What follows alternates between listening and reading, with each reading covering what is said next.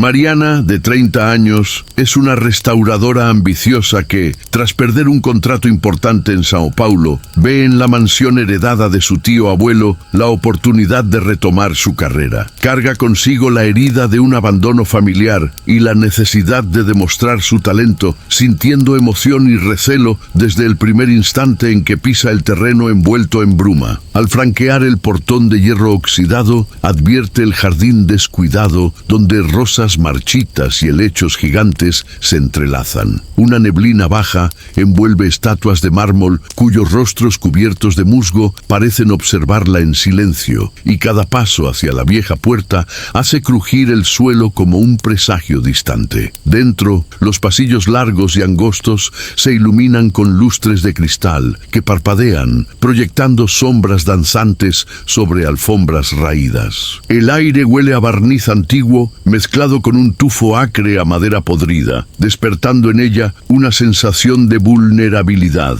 El aroma dulce de flores marchitas contrasta con el olor a humedad y pintura añeja, el goteo intermitente de agua cayendo en un cubo invisible en el sótano, la impresión de ser observada aunque todos los cuartos estén vacíos. En el recibidor conoce a doña Avelina, la cuidadora de la propiedad, quien le entrega un conjunto de cartas antiguas de su tío abuelo. Con voz temblorosa le explica que los vecinos han reportado sombras en el espejo a medianoche y risas apagadas resonando en los corredores. Mariana intenta racionalizarlo como leyenda urbana, pero el corazón le late con fuerza. Sola en su habitación en lo alto de la torre este, examina el espejo de cuerpo entero que planea restaurar primero. Al retirar el paño empolvado, percibe un destello de algo que no es su reflejo, un contorno difuso, como si alguien al otro lado también la vigilara. Un escalofrío le recorre la espalda y entiende que esa herencia será mucho más compleja de lo que imaginaba, aún dividida entre la emoción de un nuevo proyecto y el miedo latente. Decide comenzar la limpieza del espejo. Cada pasada del paño húmedo hace que el corazón le lata con violencia. Al quitar el polvo, advierte una gota de agua estancada en la esquina superior del cristal, a pesar de no haber filtraciones ni lluvia. Cuando se inclina para limpiarla, el suelo cruje diferente, como si alguien hubiera caminado detrás de ella. Se gira y no ve nada más que muebles cubiertos con sábanas blancas. El espejo, empero, muestra la flor seca que ella misma retiró la tarde anterior, clavada de nuevo en el mismo sitio. Su pulso se acelera y un hormigueo le recorre la nuca. Un susurro apenas audible, un resplandor lunar reflejado en la superficie, pese a las cortinas corridas, y la sensación de que la temperatura cae abruptamente, helándole las manos. Cada vez que intenta separar el espejo de la pared, este se desliza unos centímetros sin fuerza visible. Cuando doña Avelina aparece para anunciar la cena, la encuentra con la mirada fija en el cristal. Con voz trémula, Mariana dice: «Algo manipula este espejo, y no es mi reflejo». Avelina retrocede, aferrándose al pasamanos, y su expresión confirma que las leyendas superan la realidad. Mariana pasa el día hurgando en el antiguo despacho de su tío abuelo, decidida a hallar una explicación. Estanterías repletas de tomos polvorientos y carpetas amarillentas crean un laberinto de papel apenas iluminado por una lámpara. El olor a tinta vieja se mezcla con el tufo de cera derretida. Al leer el diario, se estremece con la mención de reuniones secretas alrededor del ojo de medianoche, su nombre para el espejo central. Siente un escalofrío al imaginar sombras danzando en el reflejo bajo el luz de la luna. Doña Avelina irrumpe con culpa en el semblante y la insta a guardar los documentos, advirtiendo: «Hay secretos que deben permanecer enterrados». La tensión aumenta. Mariana quiere demostrar que no ha perdido la razón. Avelina teme liberar algo más terrible. Mientras tanto, Mariana encuentra un recorte de periódico que relata la desaparición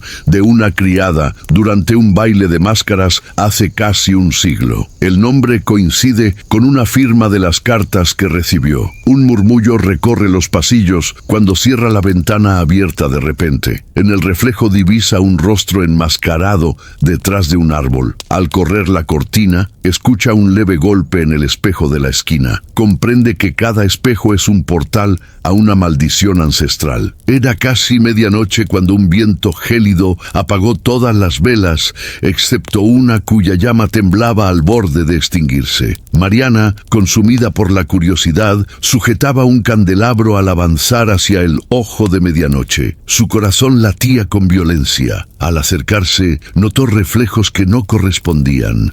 Un lustre torcido aunque sujeto al techo, sombras que vibraban con vida propia. De pronto, un golpe sordo resonó detrás del espejo. Mariana casi dejó caer el candelabro cuando una voz ronca susurró su nombre a través del vidrio. Doña Avelina llegó temblando, con un crucifijo de plata en la mano. Intentó apartar a Mariana, pero ésta estaba paralizada, sintiendo que algo la absorbía al interior del cristal. El pasamanos vibraba bajo sus manos. El espejo emitía un eco grave como latidos. Súbitamente el cristal onduló y de él emergió el hombre extraño, rostro cadavérico, ojos hundidos y manos huesudas rascando la superficie. Rascó el espejo desde dentro, dejando surcos sonoros. El aire se volvió denso y gélido, y Mariana sintió sus huesos retumbar de dolor. Avelina levantó el crucifijo y murmuró una oración temblorosa, pero el hombre soltó un alarido que sacudió vitrales y apagó la última vela. En la oscuridad, solo sus reflejos distorsionados indicaban su posición junto a manos que intentaban arrastrarlas. Cuando la luz volvió, el corredor estaba intacto, el espejo limpio y Avelina de rodillas, pálida y sin aliento. El silencio confirmó que la entidad exigía algo más que un simple reflejo. Reuniendo valor, Mariana guió a Avelina hacia la salida principal. Al correr, sintieron el suelo temblar como si la casa estuviera viva. El aire adquirió un tufo metálico y cada respiración pesaba en el pecho. Avelina vaciló ante la puerta de roble, recordando el pacto familiar para proteger el secreto. Mariana casi la acusó de traición, hasta que un estruendo sacudió el vestíbulo. Las llaves desaparecieron de las manos de Avelina. Los espejos se alinearon en un corredor infinito. Susurros evocaron miedos antiguos y las linternas proyectaron sombras ansiosas. Al empujar la puerta principal, ésta se cerró con estruendo y en el cristal apareció el rostro cadavérico del hombre extraño, rodeado de chispas negras. Acorraladas en el recibidor, comprendieron que los espejos las vigilaban y que huir no era una opción. Descubrieron una puerta oculta en el sótano que reveló una escalera de piedra húmeda que descendía a una capilla subterránea. Arcos góticos sostenían una losa central cubierta de símbolos extraños y fragmentos de espejos esparcidos como ojos rotos. El aire estaba saturado de incienso apagado y cada paso resonaba con un susurro ancestral. Con linternas a aceite hallaron un cofre de hierro forjado. Cartas de amor entrelazadas con diarios de rituales revelaban que el tío abuelo había tenido un romance prohibido con la criada Ana Clara, madre de Avelina. El ritual no buscaba solo un espíritu, sino encerrar la culpa de un hombre que sacrificó a su amante para proteger su nombre. Mariana sintió compasión y rabia a partes iguales. Avelina, al conocer su origen, luchó entre el odio y el temor de llevar la maldición en su sangre. Los fragmentos de espejo formaban un mosaico que reflejaba escenas de la última noche de Ana Clara. Su grito en el baile de máscaras y el rostro vacío de la hija que nunca conoció. Un estruendo hizo oscilar las linternas y muros de espejos surgieron encerrándolas. Avelina, entre lágrimas, confesó haber ocultado ese secreto. Mariana rasgó las cartas y las arrojó al suelo. Al arder, un fulgor plateado reveló el reflejo suplicante de Ana Clara. Ambas entendieron que para romper la maldición debían enfrentar no solo al hombre extraño, sino sus propios corazones. El triunfo se desvaneció cuando regresaron por pasillos que respiraban. Las paredes parecían latir, los pétalos secos adquirieron vetas rojas y neblina plateada formó charcos relucientes. El suelo chirriaba con un compás fúnebre y las linternas a aceite parpadeaban mostrando el rostro de Avelina fundido con el de Ana Clara. Vientos cortantes agitaban candelabros vertiendo cera caliente. Mariana, atormentada por haber rasgado las cartas, dudaba si había empeorado la maldición. Avelina, dividida entre salvar a su madre espectral y el miedo a su linaje, escuchó voces reclamando venganza. Espejos antiguos colgaban de cadenas oxidadas, bloqueando salidas. Reflejos se multiplicaban en decenas de siluetas distorsionadas y un susurro metálico proclamaba: «Me liberaron. Ahora soy ustedes». En un arrebato, Avelina arañó un espejo dorado hasta hacerlo estallar desde dentro. Fragmentos volaron hacia Mariana impulsados por manos invisibles. Ella cayó cortándose la rodilla y los esquirlas formaron la silueta de Ana Clara en posición de súplica, mostrando la fecha del ritual y el nombre de Mariana. Con voz gutural, el hombre extraño preguntó: ¿No querías la verdad? Era la señal de que la maldición había saltado del pasado al presente. Al llegar al salón principal, el aire era más pesado que en ningún otro lugar. Relojes sin manecillas creaban un eco continuo y el mármol bajo sus pies vibraba. Las paredes espejadas reflejaban no solo sus rostros, sino recuerdos de fracasos y pérdidas. Una brisa fría susurraba promesas de olvido, mientras las lámparas exhalaban humo negro. Los lentes goteaban cera que al caer formaba diminutos ojos. El pánico las devoró. Mariana temía haber dañado el pasado. Avelina sentía el odio de Ana Clara latir en sus venas. El hombre extraño intensificó su acoso.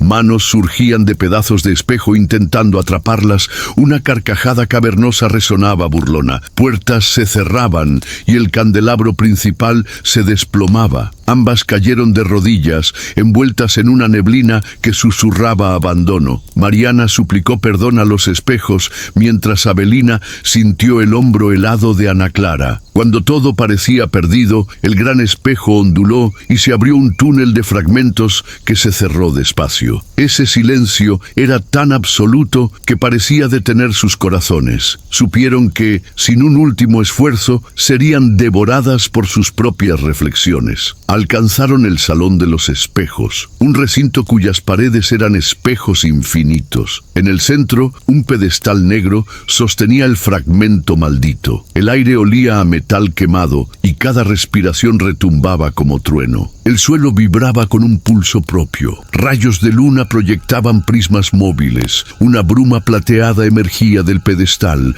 y susurros guturales cuestionaban su valor. Mariana, consumida por la necesidad de redención, temía sellar la maldición y perder la cordura. Avelina, atrapada entre el amor por su madre y el odio a su tío abuelo, sentía la furia de Ana Clara. Mariana alzó el fragmento con la fecha ritual e invocó las palabras del diario. Las paredes proyectaron escenas dolorosas, intentando paralizarlas con culpa. Avelina casi se rindió al ver al tío abuelo riendo sobre la criada, pero Mariana la sujetó y susurró: «Enfrentemos la verdad». Las luces parpadearon y en un destello el hombre extraño emergió con su brazo huesudo. El suelo tembló y las puertas se cerraron. Mariana colocó el espejo pequeño frente al pedestal, creando un laberinto de reflejos que atrapó a la entidad en su propio engaño. El reflejo del hombre extraño se fragmentó en miles de figuras que clamaban el nombre de Ana Clara. Avelina entendió que debían mirar su reflejo sin miedo y aceptar la herencia. Mariana, llena de valor, alzó el fragmento como espada y lo clavó en la superficie maldita. Con un grito conjunto, madre, hija y amiga concentraron su energía. El salón vibró, las paredes retumbaron y el hombre extraño soltó un último hurro que sacudió cada espejo. Al unir el espejo de mano con el fragmento mayor, todo quedó en silencio, como si el mundo contuviera el aliento antes de decidir su destino. El salón entero se estremeció con ondas de luz plateada tras los estallidos de vidrio. Mariana y Avelina, sobre cristales brillantes, contemplaron el pedestal cuarteado y humeante. El silencio pesaba como un manto, roto solo por el goteo de vidrio fundido. La bruma plateada se disipó y notaron algo inquietante. Sus reflejos tardaban en aparecer. El brillo lunar perdió intensidad y sombras difusas llenaron el salón. Mariana sintió su pulso martillar, pero su imagen seguía ausente a la derecha. Avelina vio el contorno de Ana Clara en el gran espejo, como si la madre espectral hubiera ocupado el lugar de la hija. La figura se desintegró en fragmentos flotantes antes de desaparecer. Las velas restantes se encendieron solas, sus llamas danzaron sin brisa y proyectaron reflejos contrarios. Mariana vislumbró una silueta alta de espaldas, observando el pedestal, pero al pestañear se esfumó. Un murmullo recorrió el salón. El ciclo continúa. Mariana tocó el cristal frío que vibró con vida. Avelina buscó respuestas en el reflejo de Mariana y halló solo el techo agrietado. Se miraron desconcertadas, sin saber si habían roto la maldición o entrado en otra dimensión de espejos infinitos. Junto al pedestal, el diario se abrió solo en una página en blanco que se tiñó de sangre lentamente, formando frases grotescas. No hay fin para quien ve sin ser visto. Mariana susurró: ¿estamos realmente cuerdas? Avelina asintió en silencio. Al avanzar hacia la salida, ahora oculta, la alfombra roja se dobló, formando un sendero de espejos que se internaba en la oscuridad. Al cruzar el umbral, la mansión volvió a su silencio mortal, pero ambas sintieron que algo escapó con ellas. Un fragmento de reflejo que observa, paciente, aguardando su próximo momento de fragilidad. En la cima de un cerro envuelto en niebla, un autobús solitario se detiene frente a la entrada de la Villa de los Susurros. Clara baja con el corazón acelerado, ajustando la mochila donde guarda su grabadora. Rafael ceba la cámara, ansioso por capturar algo que respalde su reputación, y Luisa se detiene para anotar cada detalle en su cuaderno de cuero. Aunque persiguen objetivos distintos, los tres comparten la sensación de ojos invisibles, observándolos desde los muros de piedra oscura y las ventanas atrancadas por cerrojos oxidados. La calle empedrada, cubierta por un manto de neblina, hace que cada paso resuene como un presagio. Las casas antiguas crujen como si suspiraran y las ramas retorcidas de los árboles forman un túnel natural que susurra secretos ancestrales. Al cruzar el umbral de la vieja posada, Clara siente un escalofrío al rozar la puerta. La madera parece guardar huellas que se desplazan solas. Rafael fotografía unas inscripciones en el batiente, símbolos que recuerdan cuernos y miradas profanas. Luisa reconoce esos signos de antiguos mapas locales que dibujan un círculo a su alrededor, un círculo del que nadie sale ileso. Al internarse por los corredores, escuchan pasos amortiguados tras ellos. El farol de aceite tiemble en manos trémulas. En la penumbra algo se desliza con velocidad inhumana y la atmósfera se espesa. El aire parece contener la respiración y los tres comprenden que no son meros visitantes, sino piezas en un ritual silencioso que ya ha comenzado. Cuando el crepúsculo engulle la posada, el aroma a moho y cera quemada lo invade todo, y el silencio solo se rompe por el crujido de la madera bajo sus pies. Clara esfuerza la grabadora para estabilizarla, pero sus manos tiemblan. El temor a no encontrar nada inédito amenaza con eclipsar su valentía. Rafael, tras la lente, frunce el ceño buscando el ángulo perfecto que le otorgue fama, y Luisa camina en silencio con el recuerdo de un amigo desaparecido cuyas obsesiones la trajeron a esos mismos pasillos. Al forzar la cerradura de un cuarto clausurado, localizan una silla mecedora que se balancea sola. El chirrido se acelera y un susurro sibilante atraviesa la estancia, haciendo que cada uno escuche algo distinto. Clara percibe su propio nombre seguido de una risa opaca, invocando sus dudas internas. Rafael siente el obturador de una foto inexistente, como si alguien en la penumbra quisiera ser inmortalizado antes de desvanecerse. Luisa detecta el olor metálico de la sangre y vislumbra el rostro de su amigo suplicando auxilio. El pánico estalla. Clara retrocede y deja caer la grabadora. El estrépito retumba como un trueno. Rafael le grita que no huya y dispara el flash contra la puerta, mientras Luisa, tratando de racionalizar, susurra que debe ser solo viento. Pero al encender la cámara, Rafael descubre arañazos en la madera que marcan la distancia de sus últimos 2 pasos. El grupo siente el peso de cada aliento y comprende que son observados por algo invisible. Regresan apresurados a la biblioteca polvorienta de la posada, donde los anaqueles de roble crujen bajo el peso de tomos centenarios. A la luz trémula de los faroles hallan un diario de tapa gastada, sus páginas manchadas por lágrimas secas. Al hojearlo, emergen sus motivaciones más íntimas. Clara sueña con una crónica que compense años de inseguridad profesional.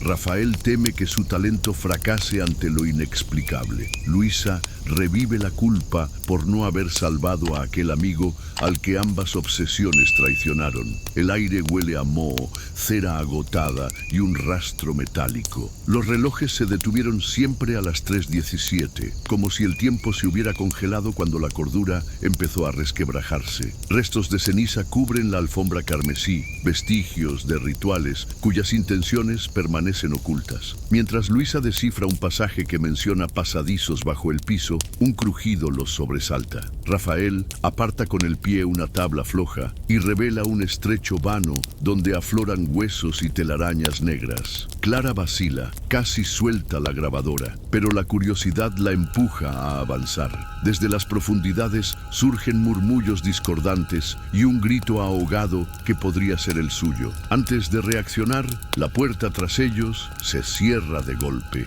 sumiéndolos en una oscuridad vibrante que palpita a su alrededor. La luna, oculta tras densas nubes, deja un frío antinatural en los pasillos. Cada paso de Clara suena como un latido que retumba en sus oídos, convencida de que algo la acecha tras las rendijas. Rafael detiene su avance frente a una puerta abierta. De ella brota una murmuración distorsionada que combina sus voces y las de sus compañeros en un coro de desesperación. Antes de empujarla, un arañazo de uñas largas rechina la madera impidiendo su huida. Al asomarse al cuarto, hallan una figura infantil pálida sentada al borde de la cama, con ojos oscuros como abismos. Un viejo espejo cubierto de hollín que no refleja sus rostros, sino visiones de agonía, y un muñeco de trapo rasgado, con el rostro grotescamente cosido. Clara siente que el miedo podría ser su mejor reportaje, mas la voz del espectro susurra sus inseguridades más profundas, atrayéndola hacia él. Rafael sujeta la cámara con manos temblorosas,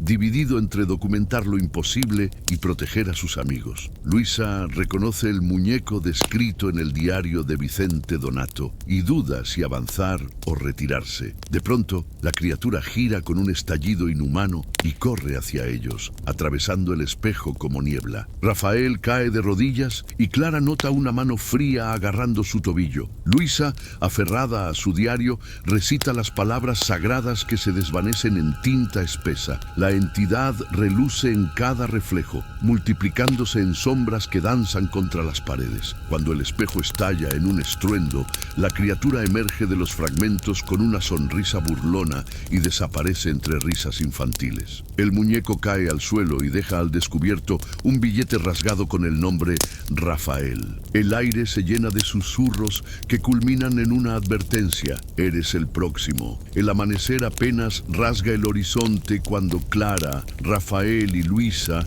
huyen por los corredores buscando una salida. El silencio sepulcral solo se rompe por sus corazones desbocados y el crujir de puertas que parecen alargarse sin fin. Intentan arrancar el coche, pero el motor rechina y se niega a funcionar. Sus celulares pierden señal simultáneamente, como si la villa absorbiera sus voces. La niebla crece en corredores engañosos y un coro de susurros los paraliza cada vez que avanzan. Clara lucha contra el pavor profesional que teme transformarse en víctima olvidada. Rafael combate el terror de exponer imágenes sin explicación.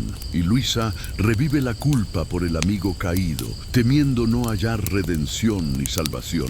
Guiados por un resplandor difuso, llegan al jardín interior y contemplan siluetas espectrales en círculo alrededor de una fuente seca. Aquellas manos extendidas suplican y rechazan al mismo tiempo secretos inaudibles. Un grito desgarrador de Rafael irrumpe cuando una sombra se abalanza y se disuelve en un torbellino de hojas muertas que hacen crujir sus botas. Agazapados bajo un alero roto, se miran. El miedo los unió y los aisló. Luisa rasga una página del diario e inscribe símbolos desesperados en la puerta herrumbrosa de la cocina. Desde el otro lado, la manija rechina, anunciando un nuevo enfrentamiento. Su huida deviene una lucha por la cordura, pues la villa de los susurros no permite escapar de su tormento. Reuniendo valor, entran en un antiguo cartorio junto a la iglesia y descubren un baúl polvoriento con documentos ajados. Clara registra con la grabadora la confesión de Vicente Donato sobre un contrarritual inacabado. Rafael ilumina un mural donde rostros de antiguos visitantes muestran ojos borrados y nombres incompletos. Luisa siente el peso de su linaje al reconocer el escudo tallado en una fotografía de Isabel, la hija del fundador.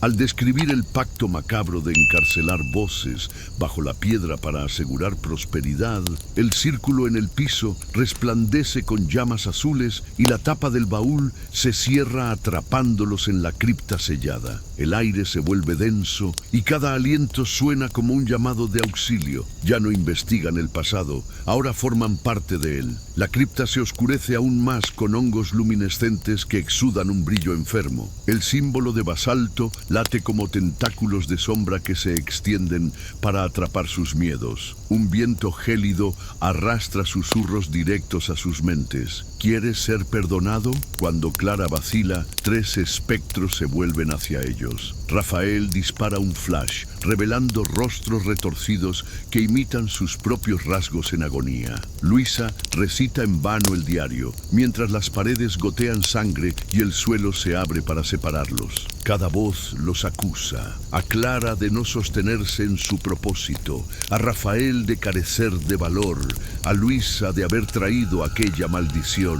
En su confinamiento se baten entre ceder al horror o rescatar el vínculo que los mantuvo unidos. El pasillo se cierra y una carcajada profunda estremece el subsuelo, anunciando la fase más brutal de la amenaza. El sudor y la oscuridad los envuelven hasta la desesperación. La risa gutural abre grietas en el suelo, prometiendo engullirlos vivos. En el claro del cementerio azotado por la niebla, rodeados de lápidas corroídas y un roble retorcido que asemeja dedos óseos, la entidad los somete a ilusiones personales de fracaso y abandono. Un temblor hace resbalar el relicario de Clara y las raíces del arbolado se enroscan para impedir que Luisa coloque el medallón en el símbolo tallado. Clara, con coraje, se corta el dedo y deja caer su sangre sobre la reliquia. El aire vibra y las voces callan por un instante. Luisa entona el verso final. El roble cruje y la niebla se dispersa en motas de luz plateada. La silueta cambiante de la entidad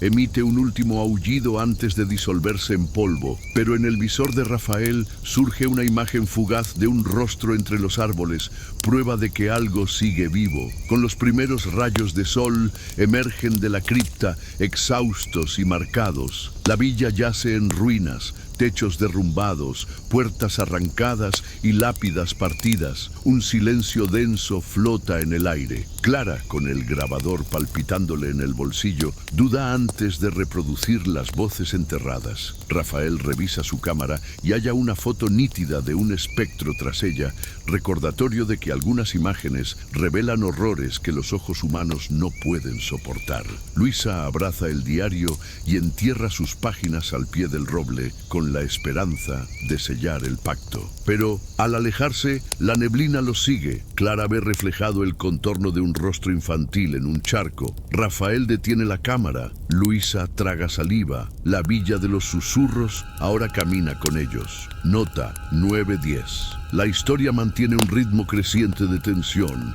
y una atmósfera envolvente. No se identifican fallas graves. La continuidad sin divisiones refuerza el efecto inmersivo.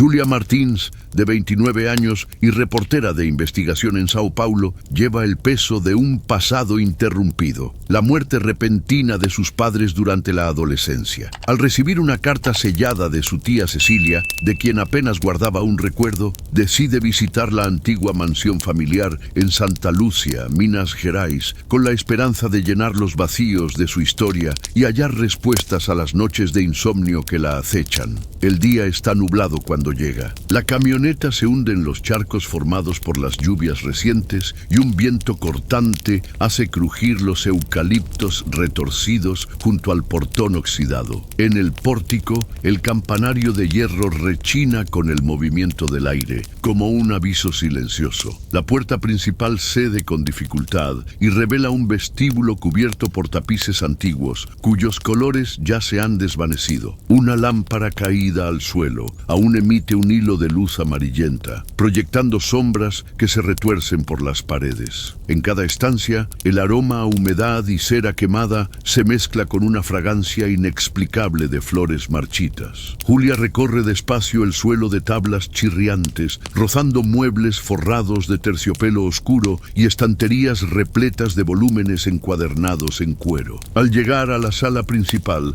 se detiene ante un retrato familiar. Su tía Cecilia de pie, mirada severa, tras un viejo reloj de pared tallado con motivos de follaje y figuras de búhos. Siente que aquel ojos la siguen en cada uno de sus movimientos. Personajes y motivaciones internas. Julia Martins busca completar los fragmentos de su infancia y demostrarse que no es solo la huérfana, sino heredera de un legado valioso. Su duda interna sobre si debe fiarse de sus recuerdos enriquece el suspense. Cecilia, tía fallecida, aparece solo en cartas y fotografías. Su carácter reservado y su temor a revelar secretos sugieren traumas antiguos que ahora pesan sobre Julia. El señor Arnoldo, casero de habla pausada y leal a la antigua patrona, evita mencionar el reloj por miedo a quebrar un pacto silencioso que mantiene la mansión bajo un extraño equilibrio. Elementos del escenario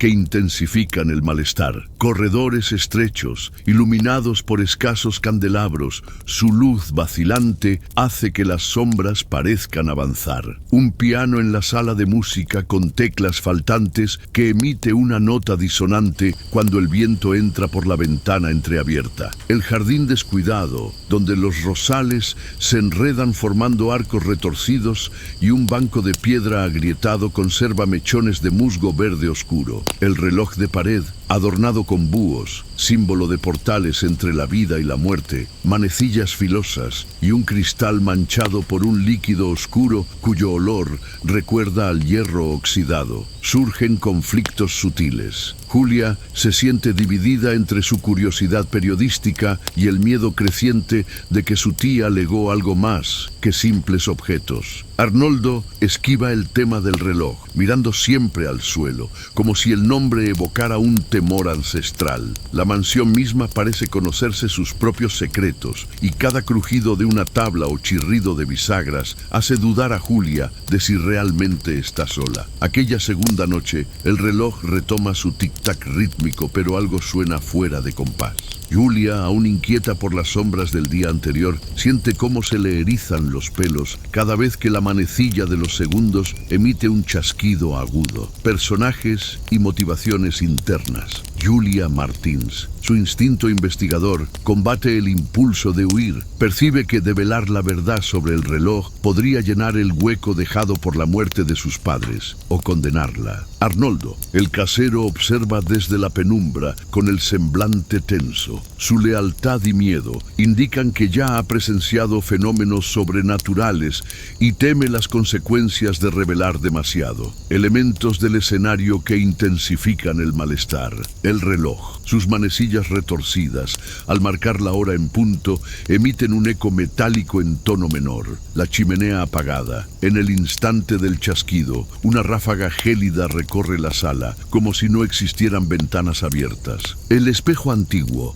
refleja tras Julia una silueta indistinta, pero al parpadear ya no está. El corredor oscuro, La luz temblorosa de un solo flexo hace rechinar el piso bajo pasos que no son los suyos. Secuencia del suceso extraño, 23:03. El tic-tac se acelera por unos segundos y luego se detiene. Un susurro ahogado repite su nombre. No hay nadie cerca, pero Julia comprende que la han llamado. Al dirigirse al corredor, las puertas se cierran solas, marcándole la piel con una brisa fría. Arnoldo aparece en el dintel, con los ojos desorbitados, murmurando que la casa no admite intrusos y se retira de un parpadeo. Surgen conflictos. Julia duda de su cordura. ¿Son meras impresiones o hay algo realmente vivo ahí? Arnoldo rehúye acompañarla, aumentando la brecha entre la duda y el relato. El reloj permanece inmóvil tras 3 minutos de terror, como si nada hubiera ocurrido. Impulsada por una mezcla de emoción y temor, Julia registra la biblioteca en busca de respuestas. Al extraer un grueso tomo de la estantería, descubre un compartimento oculto con papeles antiguos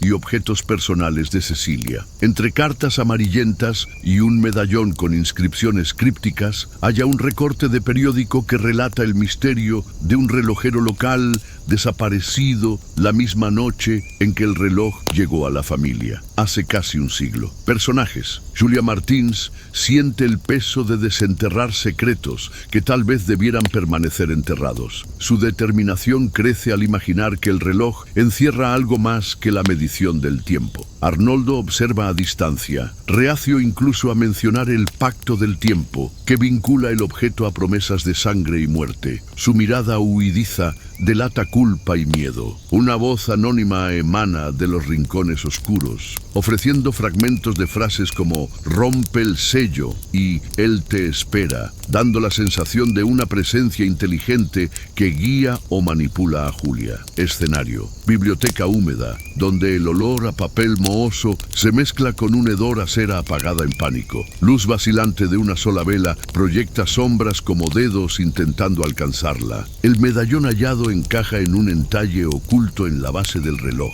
sugiriendo un mecanismo extra aún sin activar. Conflictos y pistas. Julia descifra parcialmente las inscripciones. Pacto sellado con sangre. Arnoldo se niega a ayudarla a abrir el compartimento, acusándola de profanar el legado familiar, lo que provoca un choque entre lealtad y revelación. Julia descubre arañazos recientes en el zócalo del pasillo, como garras que se arrastraron hacia la puerta del ático. Al hojear un diario, halla un mapa que señala una sala secreta bajo la chimenea, posible centro de antiguos rituales. Una risa ahogada interrumpe su lectura. El misterio ya no es solo conjunto de pistas, sino una trampa viva que la atrae hacia el corazón de un secreto oscuro. Al caer la noche, un frío cortante recorre el pasillo principal y hace titilar las velas. Julia acompaña a Arnoldo hasta la sala de música, donde la melodía disonante del piano parece surgir sin manos que lo toquen. De pronto, las puertas se abaten con violencia,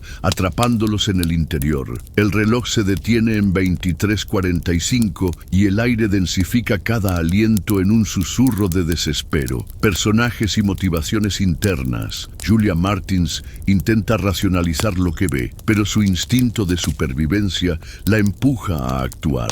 El recuerdo de la muerte de sus padres acelera su pulso ante el peligro. Arnoldo, presa del remordimiento por haber ocultado secretos, ve cómo su miedo se transmuta en valentía contenida al ver a Julia en riesgo. La entidad búho se materializa con mirada vacía, símbolo de lo inevitable, como si supiera el instante exacto de cada vida. Escenario y atmósfera. Sala de música con muebles volcados, partituras rasgadas y una brisa fría que apaga velas sin explicación. Sombras que se extienden en forma de búhos gigantes en las paredes, amenazantes. El reloj detenido refleja destellos rojos cada vez que un relámpago corta las nubes. Secuencia del enfrentamiento. Una silueta encapuchada con ojos de ébano cobra forma ante ellos. El tic-tac retoma velocidad vertiginosa, cada latido reverberando en el pecho de Julia. Arnoldo enciende una antorcha para distraer a la entidad,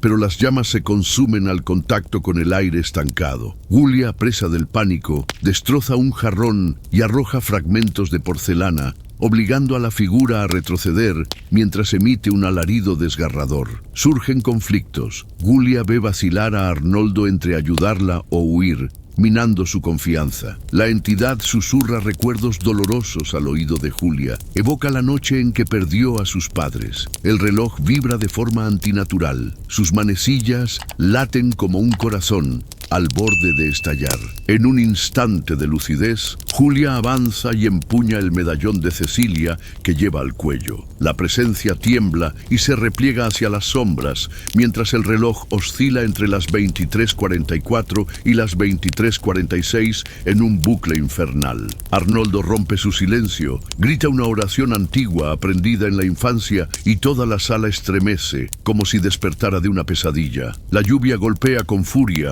cuando Julia y Arnoldo deciden que no pueden esperar más. Julia, temblando ante los pasajes del diario del padre, busca las llaves de la camioneta, pero descubre que solo queda un juego, el que Arnoldo llevaba. El vehículo, averiado desde su llegada, parece su única salvación, pero el motor se niega a arrancar. Mientras huyen por el patio encharcado, el eco de botas tras ellos marca un compás macabro. Arnoldo siente la culpa apretarle la garganta. Había negado esas fuerzas hasta ver la carne de José en el sótano. Julia lo empuja cuando vacila en un instante mortal. Al llegar al portón, hallan el cerrojo trabado desde dentro, como si la mansión supiera cada uno de sus movimientos. Un relámpago revela símbolos recién pintados con sangre en la pared. Un viento súbito apaga la linterna de Arnoldo y en la penumbra surge José con los ojos vidriosos y un machete tembloroso. Musita: no volveré a entrar hasta que el sacrificio esté completo. Con el corazón en la garganta, Julia lo aparta mientras Arnoldo forcejea con el motor. Las puertas se cierran solas,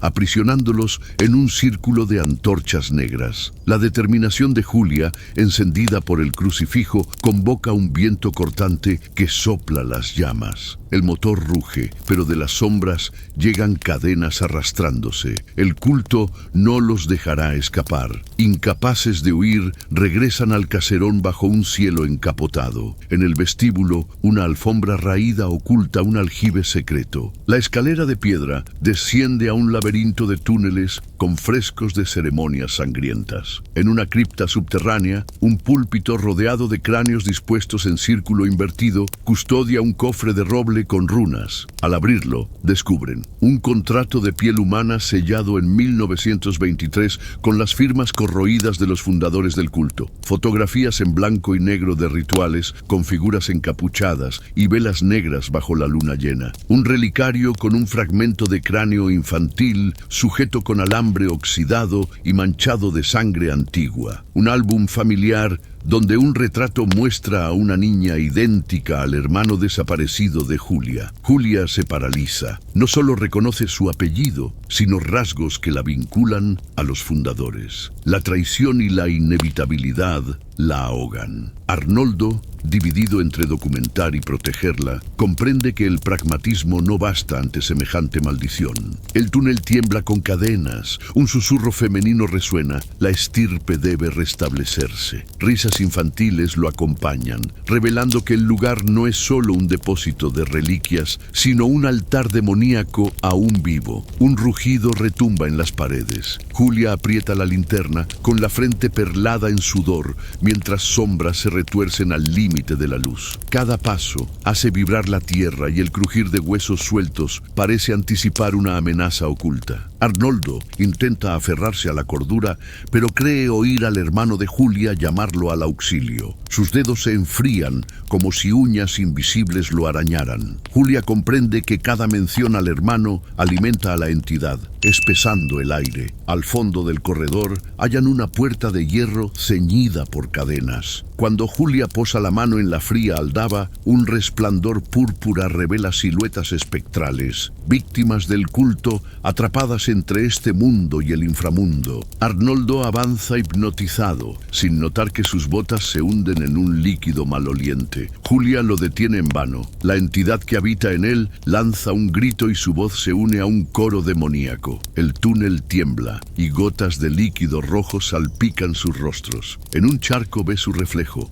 ojos negros y cabello ondulando como si estuviera sumergido. Desesperada, Julia recita secciones del diario del padre, buscando luz en las runas. Las inscripciones brillan en verde enfermizo, manteniendo a raya a los espectros, pero no a la posesión de Arnoldo. Cada palabra retumba en su mente. Él lucha contra un frío interno que entumece su ser. José, de rodillas, alza el machete y susurra: exigen el sacrificio final. La frase cae como un peso que quiebra a Julia. Han tocado fondo sin esperanza aparente. La cripta vibra con 1000 almas y cada latido suena como el último clamor de salvación. En ese silencio demoledor, la puerta se desintegra en polvo, revelando un pasillo iluminado por antorchas negras. No es salida, sino entrada al sacrificio. Al fondo, figuras encapuchadas los aguardan. Su desesperación apenas empieza. El salón principal arde en luz carmesí,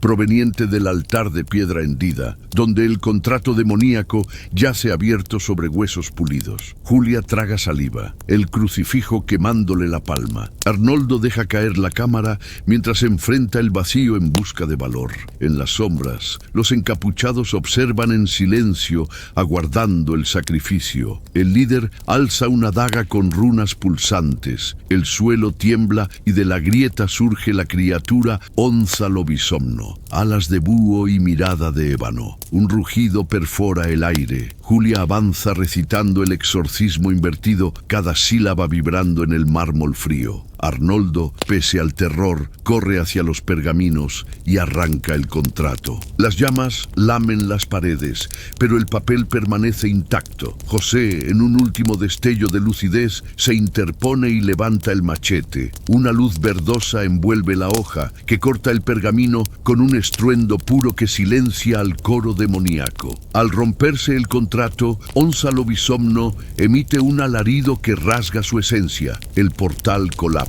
Arnoldo intenta salvar a José, pero el casero extenuado desaparece en la cripta derruida, dejando un gesto de redención. Cuando las columnas caen, Julia y Arnoldo huyen por el corredor lleno de polvo, escapando por un pelo mientras el caserón se derrumba. Al mirar atrás, observan el símbolo del culto grabado en la piedra, latiendo con un resplandor tenue, como si aguardara renacer.